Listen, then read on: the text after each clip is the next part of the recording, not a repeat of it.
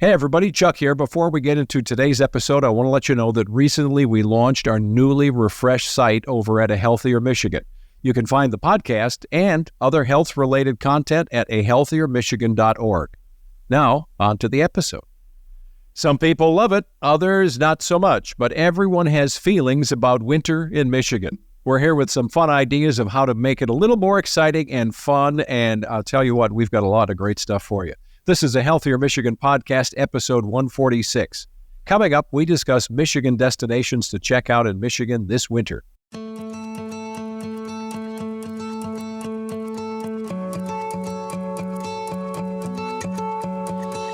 Welcome to a Healthier Michigan podcast. It's a podcast that's dedicated to navigating how we can all improve our health and well-being through small healthy habits we can start implementing right now. I'm your host, Chuck Gaidica. And every other week, we'll sit down with a certified expert and we discuss topics that cover nutrition, fitness, and a lot more. And I think so many of our ideas fit right in this space because here comes winter, comes around about the same time every year. So here it comes again. And on this episode, we're talking about Michigan outdoors as we discover some winter destinations, get encouraged to participate in the outdoors, and things that you can add to your bucket list. With me today is Media, Digital, and Industry Relations Director for Travel Michigan, Nick Nerbonne. Good to see you, Nick. Chuck, great to be here. Appreciate you having me. Oh, yeah, sure thing. And I know you've been at this a long time, talking about, sharing travel, community ideas, where we can go, fair weather, foul weather, warm, hot. It's been a great career for you. But there are some people that look at Michigan, and to be fair, I bet you they're not in the state. But 2022 Thrillist ranked Michigan third. And they said, these are their words, how miserable, that's third of how miserable the winters are here. So I think if we put a little asterisk there, without being inauthentic, the idea is, yeah, it gets cold. Yes, we get winter, we get ice, we get snow. Some people go, hey, see you in the spring, and they just hunker down. But you're here to encourage all of us that even so that's the case for some, we can uncover a lot of greatness in Michigan winters, right? Well, I think, first of all, that Thrillist article is actually kind of a retread of an article from a few years prior. They did republish it. It seems to resurface each year toward the beginning of the winter, and Yeah. People start talking about it and so forth. And it actually provides us with an opportunity because, yes, there are things about winter that, yeah, if you're wearing shorts and flip-flops and you go out to shovel your driveway or go for a walk, not going to be comfortable. Yeah. But there are many ways to enjoy winter across the state of Michigan. And we would counter that Michigan, because of the lake effect snow and the wonderful opportunities we have to enjoy it, we are one of the best places to enjoy winter. Right, I would agree. And, I think we're also, this, whether it's late fall or early spring when we get our breaks, and even sometimes in the winter, because I've seen sailboats out on Lake St. Clair when I've been passing by there, right at Christmas when it's a warm winter. We in Michigan will tend to still go out and wash our cars with shorts and flip-flops when the weather gets cold. It's just we're kind of acclimated to the idea that that's okay for us in this state. Well, yeah, that's one thing that you probably will agree with, that every spring when we see that first 48 or 52 Yeah. degrees sunny day, there's people out sunbathing. Yeah. And we're hardy folks here in Michigan. So when you think of winter for yourself, are you a cold weather fan personally? Yes, I love to ski. I love to be outside. I also love to snowshoe, cross-country ski, even go on hikes along the Great Lakes. I lived in Traverse City for many years, and up in that area, there's all kinds of winter recreation opportunities. So, yes, I was born and raised in a skiing family. My parents are from Traverse City. They learned to ski through the Learn to Ski programs when they were kids. So I was fortunate to grow up in a family that found ways to go enjoy winter as a family.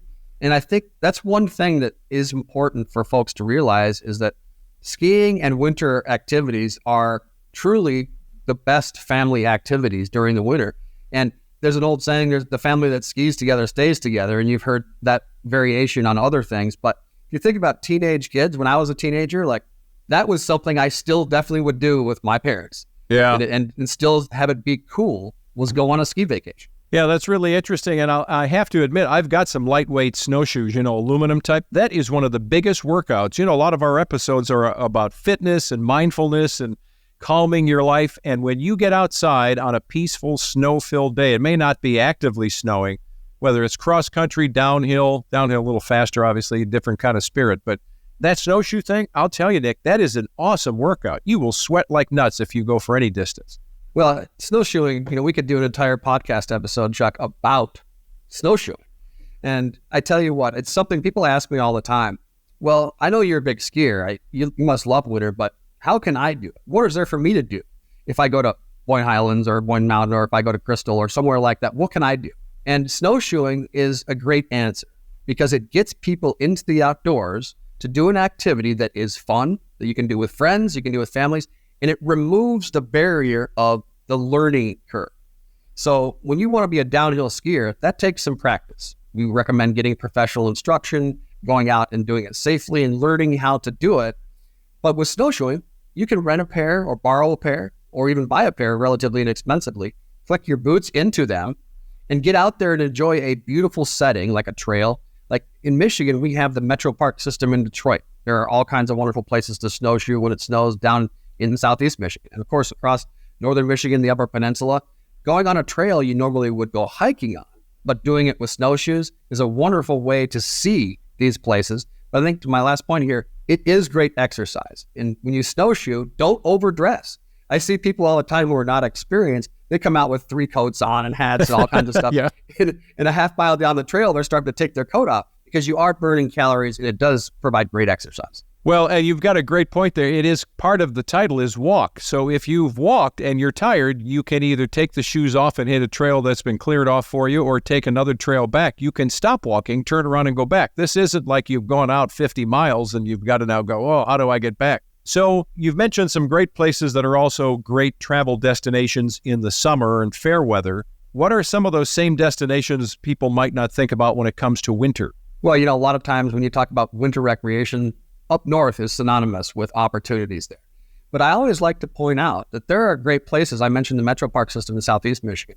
But for those who are looking to ski and snowboard, get out to a winter resort to take advantage of those activities, there are great destinations all over the state, like down in southwest Michigan, even as far down as Swiss Valley, that's down by the Indiana border. There's Bittersweet and Canonsburg in the Kalamazoo Grand Rapids area. So there are destinations to go out and do fun things. In Lansing, the Hawk Island tubing activity. And snow tubing, by the way, is such a fantastic thing. A lot of the major resorts up north, like the Boyne Resorts and Shanty Creek, they've added tubing hills. And so the family can do that together, friends can do it. And again, there's not the barrier of learning how to do this skilled activity. You can go out and enjoy those fun activities. But when we talk about destinations, if you look at Gaylord, for example, with Otsego Resort and Treetops, those are known summer destinations. Treetops in the Gaylord Golf Mecca with some of the best golf courses in the country. You can go there and they've got downhill skiing, they've got wonderful snowshoeing, cross-country skiing. And then, of course, in Harbor Springs area, Boyne Highlands and Nubbs Knob, an area you're familiar with, Chuck, some of the best skiing in the Lower Peninsula. But the UP, which when you talk about any kind of recreation, the UP is filled with wonderful opportunities to get out and enjoy the beautiful scenery we have in Michigan. Well, and that's a great point. So winter does add its own questions about making sure you're safe, right, if you're venturing out. But going to the UP and even in the winter, going to look at some of those waterfalls or frozen falls, however long into the season you waited.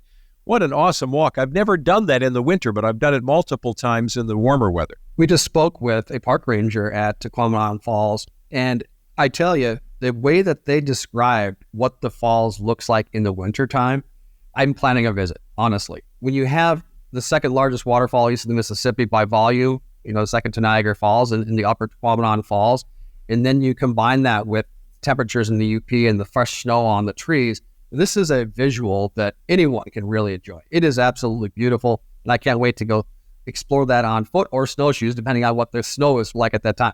So you gave us some suggestions for locations. Are there any places that are truly off the beaten path, little destinations, mom and pop, something that's a little different that you can recommend? Well, I've got to mention Mount Bohemia. So Mount Bohemia... Wait a minute. I'm Bohemian. That's crazy. I didn't even know there was a Mount Bohemia. So Mount Bohemia is a truly unique destination, not just within Michigan, but in the country. It is on the Keweenaw Peninsula, at the tip of the Keweenaw Peninsula, near Copper Harbor. So we're talking like the northernmost point in the state, north of a lot of Canada. And it's bordered on 3 sides by Lake Superior. So this narrow peninsula, the Keweenaw, comes out into Lake Superior, and it's stunningly beautiful 365 days a year. But because of that location, no matter which direction the wind blows, the lake effect snow falls. So, you've probably seen the big snow stake they have in Houghton that measures the annual snowfall. And that thing's over 200 most years, and it's been over 300. And so we're talking about snow levels that approach things like in Colorado or Utah, where 250 to 350 inches of snow per year. So there is legitimate powder skiing. We ski powder in the Lower Peninsula too, but not quite with the frequency they do up there. At Mount Bohemia, it's got 900 vertical feet of drop. Oh. So this is the highest vertical drop in the Midwest. It's got very long runs and challenging runs. And so that's something that a lot of folks are aware of, but maybe haven't visited because it is a little bit of a drive. Yeah. But for expert skiers, and I wouldn't recommend it for a family or a beginner because they don't groom, they don't have a lot of green runs. This is an advanced mountain. But for expert skiers, this rivals Western terrain, maybe not quite to the extent and the length, but it is Western style skiing with deep powder and wonderful views. Wow. And you've talked about these snow amounts, so I've got to go back to being a weather geek here for just a minute. The other side of the coin for winter is there are people who are aching for deep snow, for a lot of snow. And you mentioned numbers that when you say them, I think they sometimes, even for me over the years, they fly by. So in Metro Detroit, if we get 44, 48 inches of snow, that's an average. When you're talking about people who are aching for powder and snow, if they're hunters, they kind of know it by osmosis. If you're a skier, you get it. But when you say that there's a place in the UP that's getting, this year 280 inches of snow will be their season, you can find snow without driving for states. You can stay in our state. And the other thing that's interesting, I see these forecasts come out that are nationally oriented. And this year, well, the winter could be a little mild. I just want to let everybody know that when we hear the word mild, that does not mean it's so warm there's not snow. As a matter of fact, if it is just a little milder winter, that means the lakes are wide open. They're not frozen, which means even more lake effect snow, just with average cold temperatures. So we've got to be cautious when we hear these forecasts and try to make plans way out, because mild does not mean less snow, and it doesn't mean it's not cold. Well, it's interesting. You want to talk about weather geeks. I remember I took a meteorology class in college, and we had one class session specifically about lake effect snow. And I was in the front row just, loving that, because lake effect snow to me is beautiful. And the process by which that happens in Michigan is truly unique. And we benefit from it. The Great Lakes regulate our climate. They help us have a little bit longer growing season, some of our Midwestern neighbors, but it also gives us the wonderful winter recreation we can take advantage of. Yeah, no question about that. For some who are thinking they've got small kids, they're not quite at that family level for skiing yet, what about indoor destinations? Because a lot of places are still there for us that can, you benefit from winter being outside and seeing the beautiful scenery, but yet you go inside to have fun too. Well, there's a couple of options here, Chuck. I think, first of all, I'd mention a destination like Boyne Mountain. So you've got the Mountain Grand Lodge, they've got the Avalanche Mountain Water Park right there. It's an indoor water park. So if there are members of the family that don't want to get out on the slopes, they can go enjoy the water park. There's also a full-service spa at Boyne Mountain. So there's those types of experiences while the mountain's right next door. So if another member of the family or two want to go out and go skiing while the other folks are enjoying these other amenities, they can do that. But we also like to always talk about travel can often be a great time to learn. And in Michigan, we have so many wonderful museums like the Henry Fort. That is a national destination. People travel into Michigan to visit the Henry Fort Museum of Innovation, to learn about the history of all kinds of transportation, all kinds of different innovation. The Kalamazoo Air Zoo. If you've never heard of the Air Zoo, it's an incredible collection of aircraft and aerospace. And there's hands-on experiences where you can sit inside and feel what it's like to be in a space shuttle. There's all kinds of really interesting things to happen. So I think looking for those types of experiences, we are filled in Pure Michigan with those indoor experiences too. Yeah, there's no question about that. And what's nice is that they can be just a gas tank away, if that. So it's not like it's a super expense in terms of travel. When you think, you've already said you're a skier, so maybe there's a bias to my next question, but when you think of an ideal winter getaway, what do you think that means? Well, I love to have a place that has a fireplace. Yeah. I think, I had a friend one time and she got a hold of me and said, look, I'm writing an article about the best fireplaces at ski resorts. And so, I was happy to share some thoughts. So I mentioned Otsego Resort, it was a private club in Gaylord for many years, for decades. And about 6 or 7 years ago, it opened up to the public. So it's now anyone can come and ski there. They've got a place called the River Cabin. It has one of those classic round fireplaces. So people can gather around the fire, and it's in the center. And then you can go indoors, sit around the fire, and when you get done with your hot chocolate, you can go outside, and they get in Gaylord lots of lake effect snow. So ski some wonderful terrain. They also do snowshoe hikes along the headwaters of the Sturgeon River in this valley up there. And I'm telling you, just give those types of things a chance. If you're not a winter person, quote unquote, go do something like that where you're doing something with snowshoe, where you burn calories and stay warmer and sit around the fire. That's the ideal winter getaway for me, is plenty of snow, plenty of opportunity to enjoy the atmosphere as well as the activities. Well, I don't have my fire on right now, but I've got a hot cup of coffee, so I'm with you. And I think, being around a fireplace, even when people are coming and going from skiing, to find your spot where it's a little quieter near the fireplace and just read a book. I mean, simply just chill, if you forgive the pun.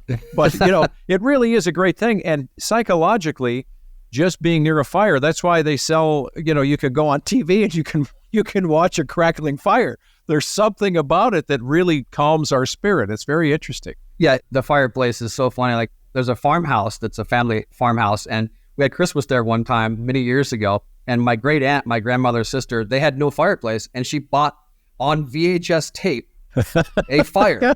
Yeah. And she played it on the TV near the Christmas tree, and I'm telling you, you could almost feel the warmth coming out of it. But it does feel like it warms you up inside. Just a few years ago, they were building a coffee place near my house, and I saw them doing it. They're putting in this fireplace. It was in the rough construction stage, so I just walked in. I just wanted to see what it was going to look like before it became the coffee place. So I'm standing there, the carpenters and the electricians and everybody's there, and the guy walks up to me, and I said, "This is a fireplace insert. It's an electric fireplace." He said, "Yeah, but can I tell you a secret? We're instructed all across Michigan to never make it work and put out heat." Yeah, right. Because the place is too small. And if we let it heat up the place, people will leave. We want them to sit down with a cup of coffee and buy a donut or whatever. And I said, well, that's really interesting. He said, it's purely psychological. We've actually seen people walk up to the fake fireplace, there's no heat, and do this with their hands and like, oh, man. So, yeah, we like those, don't we? Yeah, I think it just creates that atmosphere. And the places that incorporate it, whether it's a small coffee shop like that or whether it's a large resort, let's make everyone feel comfortable and then want to return. Well, you talked about Traverse City. I'll tell you something that I enjoy with my wife, Susan, is the stroll. Is in the winter, I think Traverse City anytime rivals places in America. But in the winter, you could superimpose yourself to Vail in your mind. You could say it's like the mountains of the Carolinas near Asheville. I think walking in the winter, grabbing, a hot cocoa or something, and just going shopping, maybe before the holidays or after, doesn't matter, is just a wonderful place to stroll and then find a place to grab some lunch to warm up near a fireplace, Well, I know that downtown Traverse City is familiar to a lot of folks, but having lived there for a number of years, supporting the local businesses downtown and the independent shops. Just one quick example. One year I was home from college and I went into a little gift shop down there called the Americana Collection. And as I pull out my credit card, the person says, "Oh, Nerbonne, are you related to Doris?" And I'm like, "Yeah, my grandmother." And so that kind of experience, where you're truly supporting a local business and you feel like you belong there. If you're visiting Traverse City, go down and see those shops. Go grab a cup of coffee. There's like 4 coffee shops right downtown. Wonderful restaurants also, like Amicale and Poppycock. Go down and enjoy, make a weekend out of it. Travel up there to get some holiday shopping done. See the tree lighting. They've got the big Christmas tree downtown. There's so many different opportunities to enjoy Traverse City in the winter. But one quick addition on that, Chuck. Have you ever thought about snowshoeing through a vineyard? Because there's an opportunity out on Old Mission Peninsula where they have a guided snowshoe trip. You get taken by shuttle to Bry's Estate Winery, then you snowshoe through 3 vineyards down to the Jolly Pumpkin Brewery out there on Grand Traverse Bay, and that is a ton of fun and very beautiful. I've never given that angle any thought at all. That's pretty wild. That sounds like a great afternoon. So as you continue to think about this, people are obviously looking for places to go, but even in this high-tech world, we're a little confused as to where to go for the best way to get information on hidden gems, the ones that are staring us right in the face. Where would you suggest we go to check for finding the best places this winter? Well, we always say your trip begins at Michigan.org, and that is truly what we recommend. Michigan.org/winter takes you directly to articles about different activities. It connects you with our partners across the state that have their own tourism websites. Like if you wanted to learn about Escanaba or Sault Ste. Marie or Gaylord, you can find links to those tourism partners to find out what's happening. If there's unique events, like if Santa's coming on town on a sleigh ride, there's all kinds of different things to happen, or snowshoeing or skiing or whatever the activities are in the areas go to michigan.org/winter, and that's a great place to start. Every time you say something, I get a visual, or I just heard sleigh bells in my head. Another great thing, right? With your family leading up to the holidays is to get on a sleigh ride out somewhere. It's just a perfect trip. Well, Nick, as we wrap things up, give us some takeaways from your point of view about what we should all be considering this winter, not waiting for another one. What can we think about? Well, first of all, winter is beautiful. We definitely, if we have somewhere to be, we've got to drive a distance and we have to drive through snow. Yes, it is challenging. Slow down, have good snow tires, make sure you're prepared and be safe. Whether you're going skiing on vacation or whether you're going to work, always important to travel safely in the winter. For sure, we want you to arrive safely so you can enjoy that winter. But try something new this year. I think our conversation about snowshoeing is a wonderful example. Find someone that has snowshoed before, or maybe who hasn't. Find a place that rents them. There's a lot of folks that make rentals available for snowshoeing. Go out and explore. Do something like, here's a trail I enjoyed hiking during the fall.